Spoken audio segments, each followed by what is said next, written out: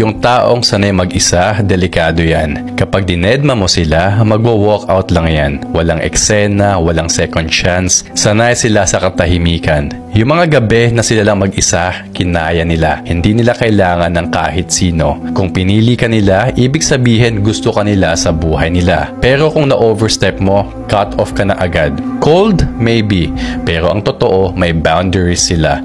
At hindi sila natatakot gamitin yon. Try mo silang i-manipulate, threaten na aalis ka, bubuksan pa nila yung pinto para sa'yo. Hindi dahil sa wala silang pakialam, kundi kasi hindi nila kailangan habulin yung mga taong hindi para sa kanila. Kasi alam nila, better to lose a person than to lose yourself. Hindi sila nag-chase, hindi sila nanghihingi. Pinapangalagaan nila ang peace of mind nila. Dahil pinaglaban nila to ng matagal na panahon. At kapag ang tao ay kontento na sa sarili niya, wala kang magagawa. Wala kang power sa taong buo na mag-isa pa lang. Hindi sila natatakot maging mag-isa. Pinapahalagahan nila yan. Marami na silang pinagdaanan at nalampasan. Hindi sila bitter. Totoo lang sila sa sarili nila. Kasi kapag pinili ng tao ang respeto sa sarili kaysa sa drama at gulo, kapag pinili niya ang peace kaysa sa toxic na companionship, that person becomes powerful and dangerous.